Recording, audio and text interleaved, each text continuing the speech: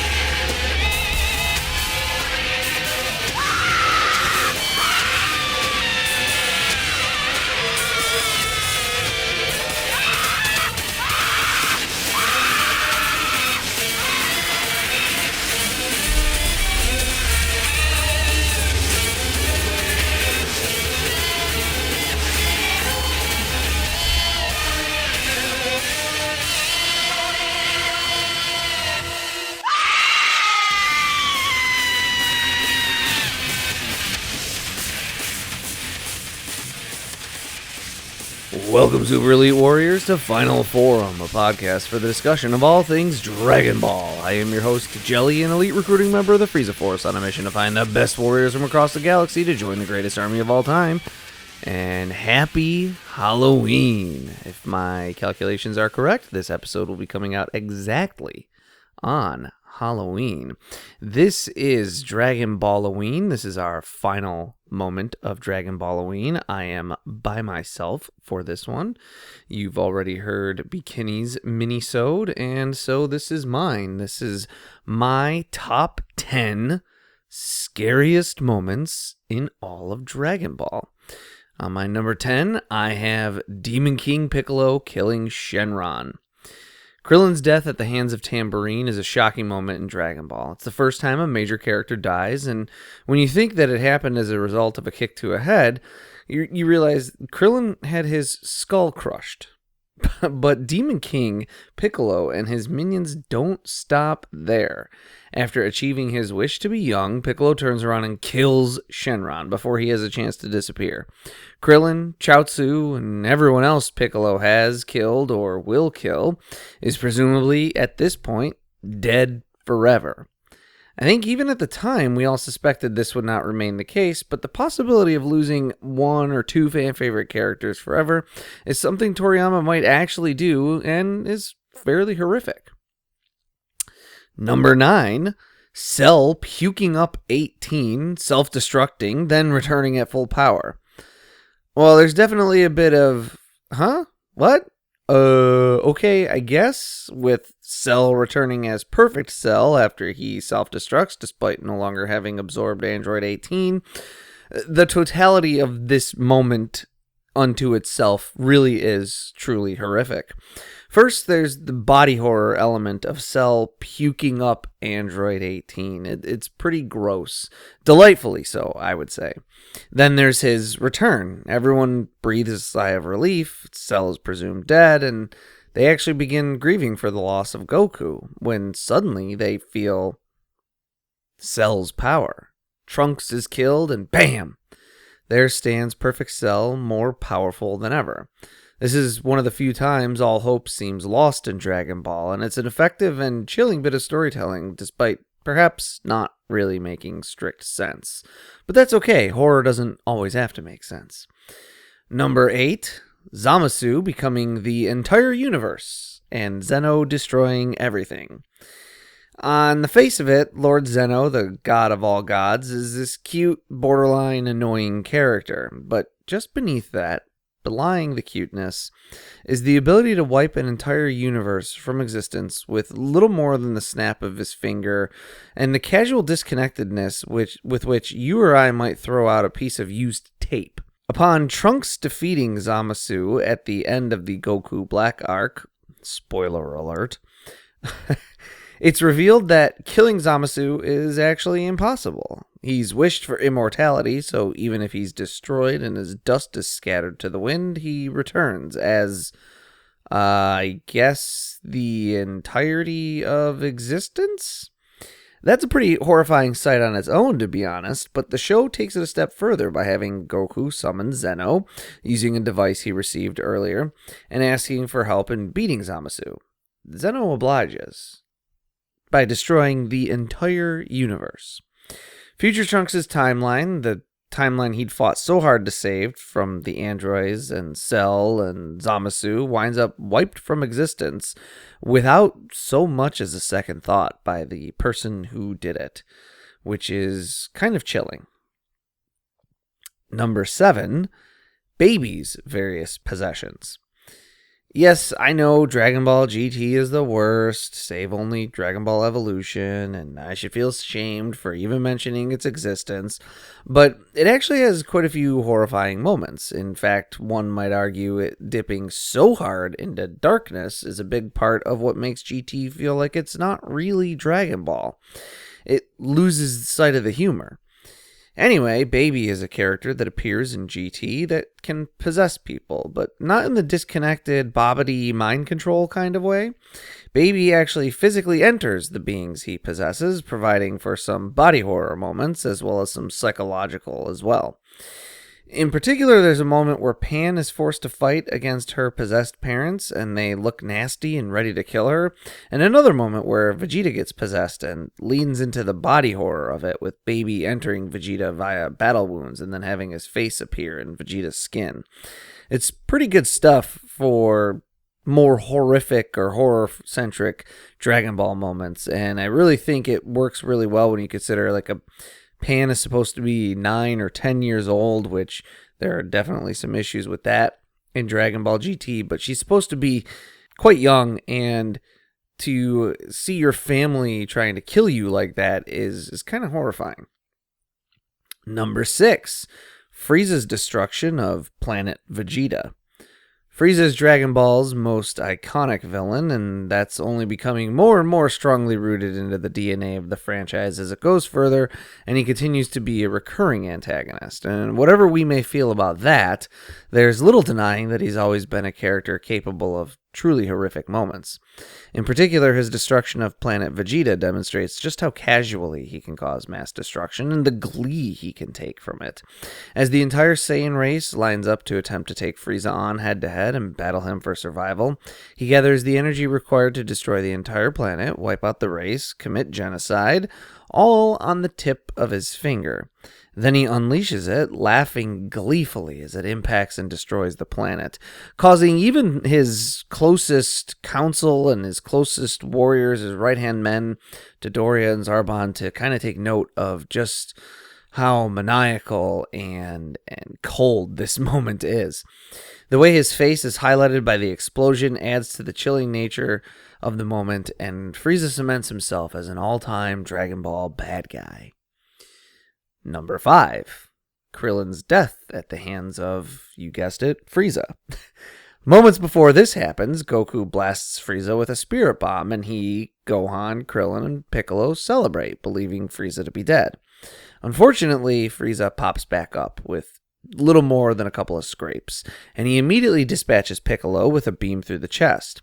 Then he lifts Krillin into the air via telekinesis as a helpless and exhausted Goku can only watch. This is where we get the really chilling part. As Krillin senses something bad is about to happen and feels the crushing weight of what Frieza is about to do to him, mere moments before he's exploded in a shower of fire and vaporized blood, he screams out Goku's name and pleads for his friend's help. This is a really traumatic moment for everyone, but especially Goku. It causes him to go Super Saiyan in one of the most iconic and epic moments in the entire series. But it's preceded by something truly horrific. Pretty terrifying stuff. Number 4, Super Buu's human extinction attack. Majin Buu is a contentious character in Dragon Ball, to be sure. Some people love him, some people hate him, and very few, if any of us, really understand how his transformations actually work. Well, what we do understand is that he's responsible for a great, scary moment in Dragon Ball. While Goten and Trunks are training to perfect fusion and learn how to fight in their Gotenks form, Piccolo tries to stall Super Buu, who has become impatient and refuses to wait any longer. Boo threatens to kill him, Videl, Popo, Dende, destroy the lookout, and basically just keep murdering until the strong warrior he was promised is ready to fight him. Wanting to give Gotenks an opportunity to keep preparing, Piccolo suggests Boo head down to Earth and kill some humans for sport. This alone is horrifying enough. Suggesting that a strong warrior cause immense suffering in order to give another warrior a breather is a choice, to be sure, whether or not you plan on bringing everyone back with Dragon Balls.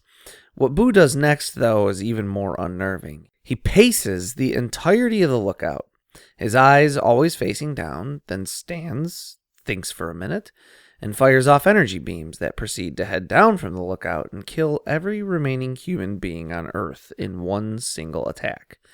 Billions dead without destroying the entire planet. Horrific. Number 3, Goku Black killing Bulma. What could be scarier than becoming the entire universe due to immortality, having that universe wiped out by the god of all gods, and losing not just a battle, but an entire timeline? How about something a little more personal? When Goku Black is first introduced to us, he's only called Black, and he's unveiled slowly, with an inaccurate black silhouette and red eyes to kind of keep the audience guessing as to the identity of the antagonist of the upcoming arc of our fun action-adventure comedy show. Then the other shoe drops. Black is revealed to be Goku, and more accurately, Black is the body of Goku, having been overtaken by Zamasu's consciousness due to a wish made with the Super Dragon Balls, who then messes with the timelines by using a time ring in order to create a universe where there are no mortals, as he believes mortals are only capable of ugliness, and unintelligent life is the only kind worth having, so plants and such. But it's when he's introduced to us that he provides us with one of the scariest and most traumatic moments in Dragon Ball. Trunks has to watch helplessly as his mother winds up being killed by Black. That's right, in a future where there are no longer any Dragon Balls, that has already been ravaged by the androids, and Cell, where Goku is dead, Bulma finally gets to see the face of her best friend one last time, only to be murdered by this monster wearing the skin of her best friend. As an added horror bonus here, we learn that upon taking over Goku's body, Goku Black murdered Chi-Chi and Goten. Killed by your own husband and father, Goku Black provides for some of the darkest stuff in all of Dragon Ball. Number 2, Imperfect Cell absorbing civilians. When Cell first appears, he's actually fairly weak. How weak? I don't really know or frankly care. He could probably have been handled by the Z Warriors, but they had their hands full with androids 16, 17, 18, 19, and 20, and paid little heed to the unknown creature wreaking havoc in Ginger Town. This winds up creating actually 2 of the few genuinely horror-feeling moments in the entire franchise. The first is when we see Piccolo walking around town searching for the creature that has been causing the disturbances.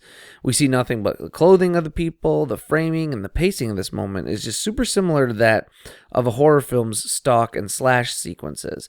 And we only see Cell unveiled slowly via silhouette. It's great stuff. The second moment caused by this one singular scariest moment is when we actually see Cell absorb a guy. Go ahead and go watch that scene and think it's not pretty terrifying to see this man get his guts and then skeleton sucked out like a milkshake through some horrifying straw as Cell's tail pulsates, and he literally drinks the man from the inside out. Great body horror in Dragon Ball moment right there. Despite the ultimate grace of Cell's perfect form, the horror of his imperfect form is one of the scariest things about Dragon Ball. Now, before I reveal my number 1, I'll just throw out a couple of honorable mentions. One of them is in a movie, so I didn't want to count it, but in the first Broly movie, it's revealed that Broly survives a failed execution attempt by stabbing when he's an infant. Stabbing a baby. That's pretty dark. There's also Goku going on a rampage in GT before mastering Super Saiyan 4, as well as the concept of the Dragon Balls breaking and setting villains out upon the Earth in GT. Like I said, GT has some dark and kind of scary moments. Also, very briefly, there's Frieza's third form, King Piccolo puking up his children, Kid Buu destroying the Earth, lessened because most of humanity was actually already dead. And Majin Vegeta, though I think this would count that last one as a little more tragic and sad than really scary. Finally, the way that Nappa's rampage kills Chaozu, Yamcha, Tien, and even Piccolo all before Goku shows up. So there's my 10 through 2 and a couple honorable mentions, and here's my number 1. And this is bias alert, I guess. I've got Vegeta's reaction to finding out Gohan has stolen the Namekian Dragon Balls. This is 100% a performance and art thing, more so than the weight and feel of the moment or the impact of it on the story, as this really ultimately ends up not mattering all that much, frankly. But the visual of it is forever etched into my brain. During the Namek and Frieza portions of the story, Vegeta goes about stealing Dragon Balls surreptitiously from Frieza in an attempt to outmaneuver the Emperor and gain immortality during the race for these Namekian Dragon Balls. As he takes a recently acquired ball to where he's been hoarding his stash, he realizes they've all been stolen from him. Vegeta explodes out from a lake with pure, blinding rage in his eyes, so much so that he no longer has pupils. The image is terrifying, and this is one where I have to say the dub far outstrips every other performance, and in particular, the dub in the Ocean Group original dub is just absolute perfection, and the fact that Vegeta is swearing to hunt down, catch, and murder a 5-year-old child is incredibly terrifying. This is my scariest moment in Dragon Ball, especially because it qualifies as a single moment instead of a string of them, like my Cell moments or my Goku Black moments, which had kind of a few additional add-ons there. So that's me. That's my top 10 scariest moments in Dragon Ball. What are yours? I would love to hear. And with that, we will take our leave of you here. Hopefully you had fun during this Dragon Ball-oween, and hopefully you've had a nice fall holiday season watching your favorite horror flicks and getting in the festive mood, carving pumpkins, have safe trick-or-treating. I'd say check your candy, but that's an urban myth. So really just have fun, enjoy the holiday, and we will be back very soon with our regular dissection of Dragon Ball. I think that's it. What sorts of horrors lurk further ahead in Dragon Ball for us? What will we do next year for our Dragon Ball minisodes? Find out next time and the several dozen times after that, and help us achieve our final forum.